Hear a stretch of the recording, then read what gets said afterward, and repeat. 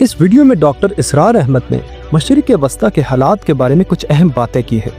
انہوں نے ایران، اسرائیل اور خطے میں بڑھتی کشیدگی کے حوالے سے ایسے نکات بیان کیے جو آج کے حالات سے کافی حد تک ملتے جلتے نظر آتے ہیں۔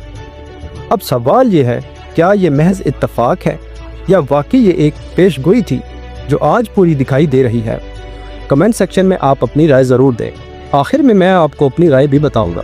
آخری جنگ ہونی ہے جو کہ دجال کے خلاف ہوگی مسلمانوں کی، اور جس میں کہ حضرت مسیح علیہ السلام کا نزول ہوگا، جس کے سلسلے میں اس سے پہلے ایک جنگ ہوگی بہت خوفناک اور عجیب الفاظ ان کے یہ تھے کہ اس میں ایک طرف مسلمان اور عیسائی اور یہودی تینوں ہوں گے۔ یہ بات سمجھ نہیں آتی تھی کہ مسلمان اور یہودی ایک جگہ کیسے جمع ہو سکتے؟ آج وہ نقشہ نظر آ گیا۔ آج اسرائیل، امریکہ، سعودی عرب اب یہ ایک ہے، بلکہ چلتے آئیے مصر، اسرائیل، سعودی عرب اور جو بھی ان کے حواری ہیں وہ ایک سب میں کھڑے، اور ان کے اوپر سیادت کس کی؟ امریکہ کی۔ وہ نقشہ آ گیا۔ اور اس جنگ کے سلسلے میں مولانا حامد میاں رحمہ اللہ نے مجھے بتایا تھا کہ حدیث میں الفاظ آئے ہیں، اتنے لوگ ہلاک ہوں گے، اتنے لوگ ہلاک ہوں گے، اتنے لوگ ہلاک ہوں گے کہ ایک پرندہ سینکڑوں میل تک اڑتا ہوا چلا جائے گا، اسے سوائے لاٹوں کے اور کچھ نظر نہیں۔ یہ نقشہ خاکم بدہن تلا ہوا ہے، کھڑا ہوا ہے۔ جو بھی ہوگا کیمیابی جنگ، کیمیابی وارفیئر، کیمیکل وارفیئر اور پھر ایٹمک وارفیئر، اس کی کھلی دھمکیاں دی جائیں۔